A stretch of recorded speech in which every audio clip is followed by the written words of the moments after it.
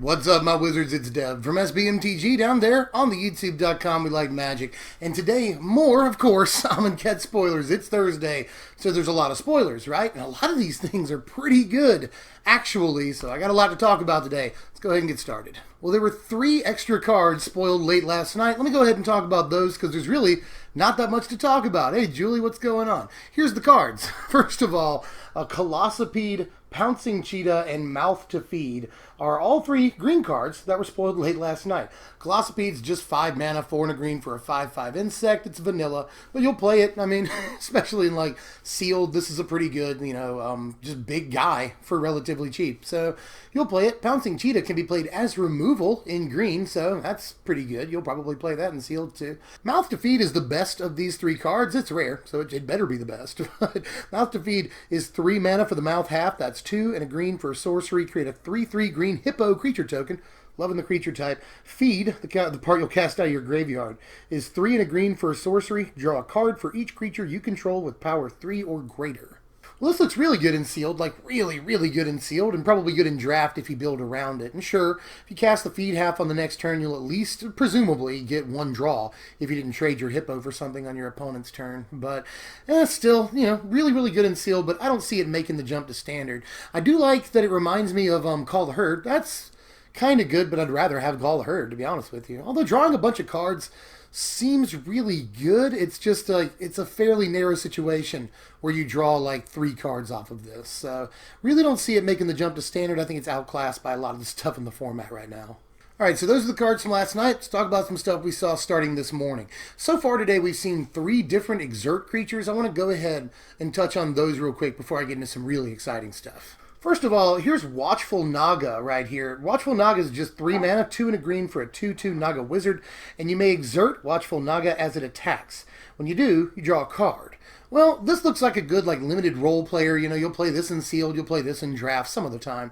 Certainly not first pickable, but again, good role player. Next is Battlefield Scavenger. This is 2 mana, 1 and a red for a 2/2 Jackal Rogue. Loving how many Jackals we're getting in this set. You may exert Battlefield Scavenger as it attacks. When you exert a creature, you may discard a card. If you do, draw a card. Okay, so again, limited, this is pretty cool if you're building the Exert deck in draft or something, or you got 2 or 3 different Exert guys in sealed. This seems okay. Rummaging whenever you exert a guy is pretty neat, and I like that it's not just whenever you exert him, it's whenever you exert anything. So not only is this good and limited, but in the sort of budget Exert deck, this will be our 2-drop, definitely. Also worth noting that there's a number of cards in this set already that say whenever you cycle or discard a card, do X or Y, And so something like this could go really well with them, but I don't think in a constructed, playable way. It's just something to remember for limited when you go to your pre-release. Now, the best of these 3 Exert cards today is probably Glorybound Initiate. This is 2 mana, 1 and a white for a 3/1 Human Warrior. You may exert Glorybound Initiate as it attacks. When you do, it gets +1/+3 and gains a lifelink until end of turn. Alright, so I like the versatility on this guy. He can be a 4/4 lifelink, so he's like Lone Rider-y, and he's actually one of Lone Rider's best friends, too. Come to think of it. But I do like this guy a good bit because you can just be aggressive with him if you can just get in with a 3/1. That's not bad. You don't have to exert this guy if you have a way of getting him in. But if you want to trade with something, or maybe you want to gain a little bit of life, get back in the game, deal a little bit of damage, there's a lot of reasons why you'd want to exert him. He becomes a 4/4 that gains you 4 life whenever he connects with a creature or your opponent. So lots of versatility on this guy. I like him. Not sure that he breaks into standard. He'll really have to have a home. And either the Exert deck or maybe like a Humans deck looks like a good place for him, but it'll all depend, And I should at least mention here before I move on that 3rd turn Always Watching works really well after turn 2 this. As a matter of fact, Always Watching has really seen its stock go up, I'm sure, in the last couple of days, ever since we've seen some really desirable Exert guys like this, Glorybringer, and a couple of other things look like they might make Always Watching really, really playable. On to the rest of the stuff from today, and most of this is stuff that I'm really excited to talk about. First of all, Magma Spray is back, ladies and gentlemen. Magma Spray, just a red mana for an instant. Magma Spray deals 2 damage to target creature. If that creature would die, you exile it instead. The question is, though, does this see play over Shock in the current format? Shock kills the cat combo, just targets the Healy, and this cannot do that. It doesn't do anything against cats. So Shock may still be the better card, but we may see, Spray and Shock both seeing some amount of sideboard play.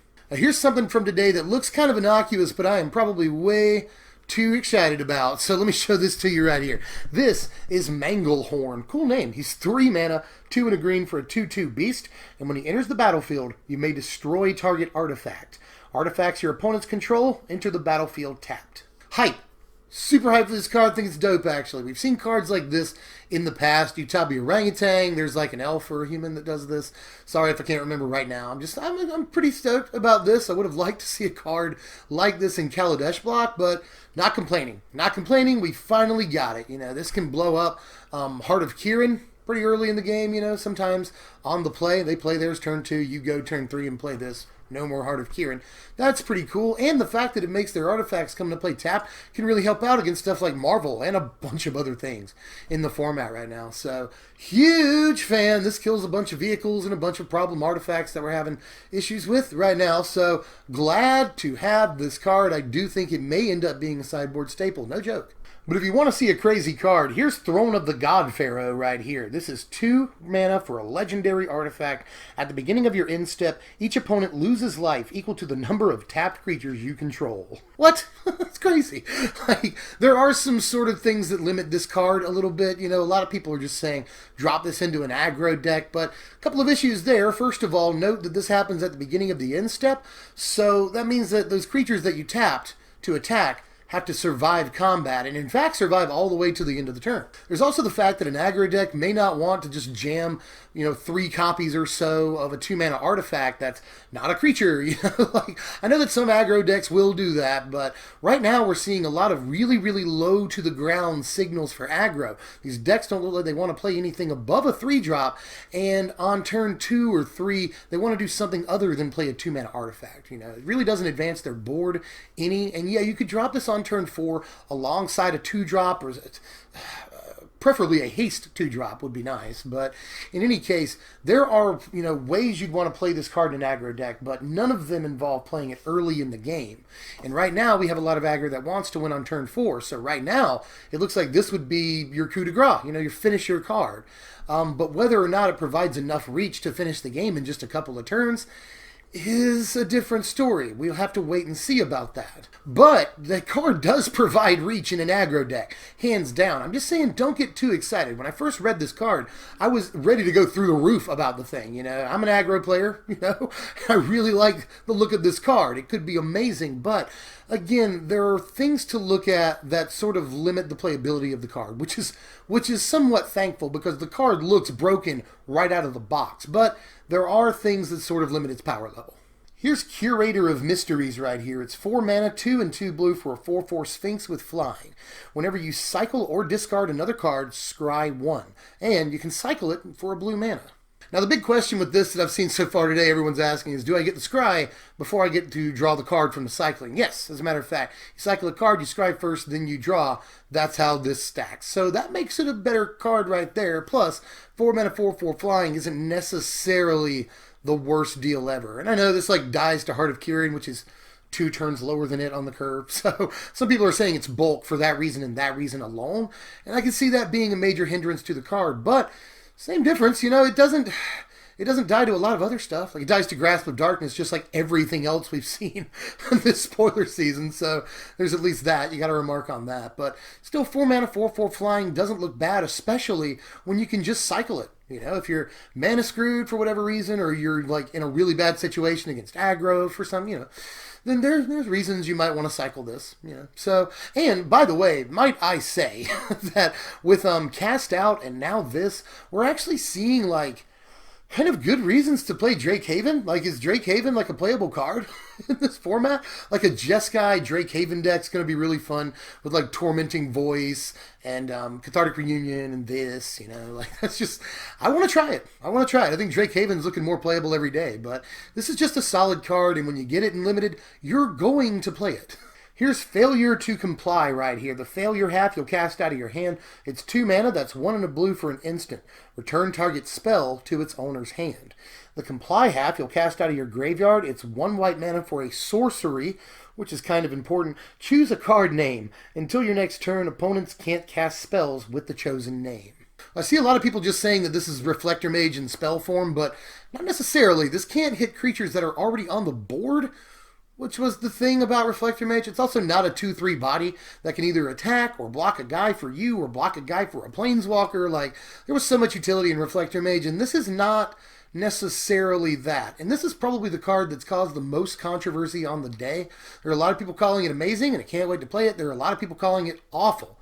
Garbage, terrible. I think the answer lies somewhere in the middle. I'm not really sure about this. Like, something tells me that Unsubstantiate might actually be a better card than this in some ways, and Unsubstantiate is already not the best card, right? So I definitely think that you could make the argument that Blue-White or Esper Control may make a comeback. You know, I think there's definitely some evidence for that in some of the things we've seen so far, but I'm not sure that this is one of them. This may see one of play in a Blue-White or Esper Control deck, but I don't think it's going to, like, be one of the best cards in the format, like some crazy people are saying. But at the same time, a lot of spikes are going around saying that this is garbage, and I don't really agree with that either. In a way, it's like a remand, kind of, because it still gives you some form of card advantage. You know, it's a remand that leaves you with another card that you can play, but it leaves you with a specific card that you can play. And yeah, this could be really, really good tempo. You know, if you on turn 2 can return their 2-drop to their hand or their 3-drop to their hand, and then next turn you can play this, and you know, or you can play Comply and still have a couple of mana open to counter spells or play a creature, maybe anticipate, whatever you want to do, leave up mana for Essence Scatter. Even that would be a thing to do. Then I can see how this card has a lot of play, but it'll really have to prove itself. That's all I'm going to say. I don't think that it's, you know, the quintessential 2-mana counterspell in Standard at this point. I think that especially with Essence Scatter around now, and Horribly Awry is still around, like, there's definitely stuff. Negate will still play in Control. I'm just not sure how much mileage this card gets, but I am interested to see whether or not it's truly good. Now, as I'm recording this video, they actually just spoiled 3 new cards, so I've only read these a couple of times, literally, so this is a super fresh reaction. One of these looks pretty bad, but the other 2 look pretty good, so let me show you these real quick. First of all, this is Hazoret's Favor. This is the card that I don't think looks great. It's 3 mana, 2 and a red for an enchantment. At the beginning of combat on your turn, you may have target creature you control get +2/+0 and gain haste until end of turn. If you do, sacrifice it at the beginning of the next end step. Well, this doesn't look good for really anything. Like, you might say, like, oh, okay, it allows aggro to play creatures and immediately attack with them, and aggro doesn't care about losing the creatures and all, yeah, whatever. But 3 mana is an awful lot, and you just don't want to blank a turn on this. So I think this looks bad in nearly everything, including sealed, so I wouldn't play it. Here's where things start looking up, though. Here's Hepatra, Vizier of Poisons. 2 mana, a green and a black for a 2/2 legendary human cleric. Whenever Hepatra, Vizier of Poisons, deals combat damage to a player, you may put a -1/-1 counter on target creature. Whenever you put one or more -1/-1 counters on a creature, create a 1/1 green snake creature token with Death Touch.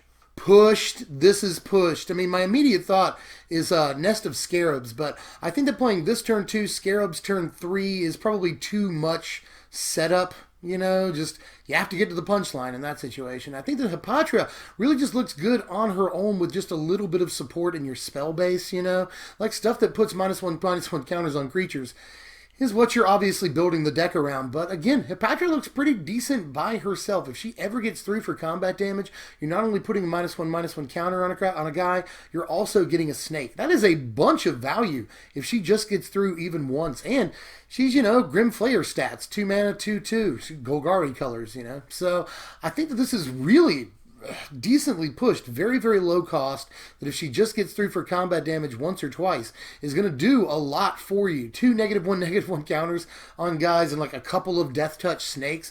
That's unbelievable, but in a deck that the spell base supports a card like this, she gets crazy, like really fast. And like, I guess even in Modern, she could work with like Persist and Wither, for that matter, so that would be really cool, you know. Do note that even if you put like 4 -1/-1 counters on a guy, you still only get 1 snake. But That's still fine. That's still fine. Like we just saw, what was it, Splendid Agony? That puts two -1/-1 counters on creatures. And that could actually, like, Hapatra, that could be a good removal spell in the Hapatra deck, you know? Just put two -1/-1 counters on different guys and get two snakes. And the snakes have Death Touch? Like, that just really pushes things. Like, this card looks fantastic and will be a really, really fun commander to build around. Could see that all day. So, lots and lots of play on this card, including with the next card we'll see, which is what I'm truly hype about. But say hello to Soul Scar Mage right here. This is just 1 red mana for a 1/2 human wizard with prowess. If a source you control would deal non-combat damage to a creature an opponent controls, put that many -1/-1 counters on that creature instead.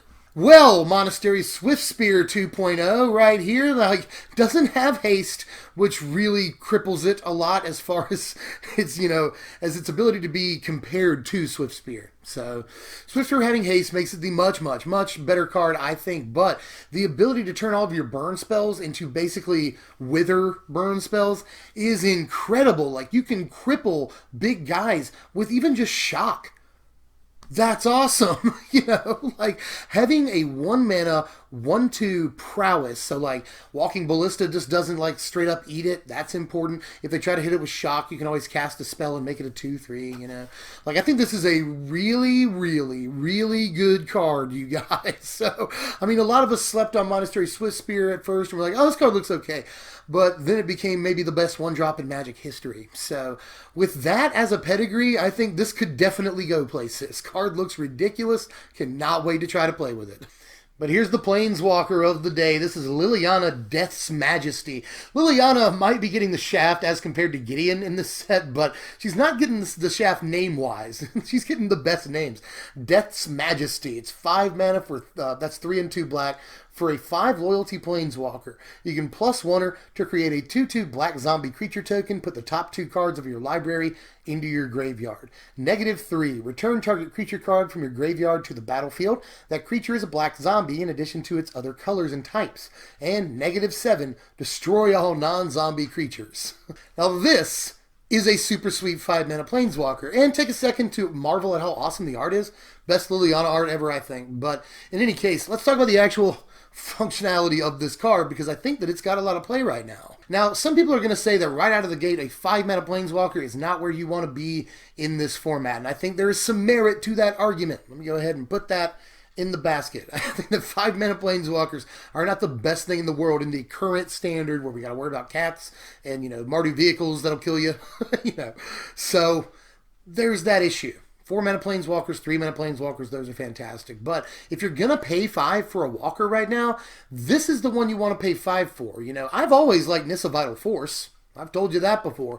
And I think that this is a better card in most ways. First of all, her +1 protects her really well. You always want a plus ability to be the ability that protects the Planeswalker. In this case, it does, and it fuels the next ability where it allows you to reanimate creatures for 5 mana. Basically, if you just want to drop her and reanimate a guy, you can. You know, wait till your next turn, do it for free, and play other spells. You can do that too. So, you know, I really wanted to see like a 4 mana reanimate spell in this format, but this will do. I'll just take the traditional 5 mana reanimate spell that also does a bunch of other stuff. Creates zombies, you know, fuels reanimation, reanimates cards itself, makes them zombies to then synergize with her ultimate, which isn't even that hard to get off. She starts at 5, her ultimate is 7, destroy all non-zombie creatures, which could be a one-sided wrath. It just looks really good. Like, this is... You can play like White, Black, and Bomb, but you can really just play this in nearly anything that can generate 2 black mana reliably, honestly. Like, card looks really, really good to me. Whether or not it sees like all the play, another story. But as far as the traditional way you grade Planeswalkers, this is fantastic, you know? It provides card advantage in the form of reanimation.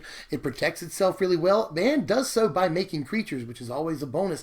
And its ultimate is easy to get to, and is in most cases a one-sided or mostly one-sided Wrath of God. So, like, just all the boxes are checked off on this Planeswalker. I think she's really exciting, and I can't wait to see what we can do with her. But I saved my favorite card of the day for last, actually. Like, no, I bet every other YouTuber's talking about Liliana either last or first, but this is my favorite card of the day. Regal Caracal right here. It's 5 mana, 3 and 2 white for a 3/3 cat. And other cats you control get +1/+1 and have lifelink. When Regal Caracal enters the battlefield, create 2 1/1 white cat creature tokens with lifelink. Kitties! Kitties. This creates 7 power, 4 of which is lifelink, for just 5 mana. That's pretty good. And by the way, the cats keep their lifelink even if this thing dies for whatever reason. That's pretty cool. It works really well with like the 1-drop we've already seen, you know. So lots of cool play, and like people are actually saying this could see modern play. I really highly doubt that, but I'm building the modern cats deck with like Brimaz and a Johnny's Pride Mate. You can play the cat that like gives you 2/2 cats whenever you play like an enchantment, I think it is. Like you play that guy, like a lot of play in modern. I'm gonna totally build the modern cats deck. So I cannot wait to play around with this thing. You know, I think that it's heavily reminiscent of Angel of Invention, and I don't know necessarily which one is better. And Angel didn't see really any play. Even though it's a good card, didn't really see a whole lot of competitive play. But I still think that this is pretty nice, especially if you can get to it against aggro. You know, we see a lot of aggro decks kind of popping up, at least from what we can tell so far. We see a lot of good ideas for aggro, and this can really just stop aggro in its tracks, you know. Like it looks like a captain of the watch, and I like that about it too. Like a captain of the watch. That doesn't quite work, but almost. So I like that, you know, just a lot of cool things about this card. It makes you 3 cats, basically, you know, one of the main mama kitty and then 2 baby kitties when it comes out. Just really, really stoked about this. I'm going to try to play it because it's cats, and it actually looks playable. Like, this could be a straight-up strong card. It's like a Siege Gang Catmander. Like, that's probably the worst pun, but I'll stop there. You know, just really excited that the card just exists, if nothing else. Huge fan. But we're tapped out for now. If you enjoyed the content, hit the like button, thumbs it up for me. You can always follow me on Twitter at SBMTGDev. Go ahead and do that. That would help me out a little bit. You can also sub if you're new. That's one of the better ideas I've had all day. You can hit that bell to get the notifications to make sure you get all the spoilers. And that's pretty much it. Do all the YouTube stuff, and I'll see you guys later. I'm Dev from SBMTG. Thanks for watching, my wizards.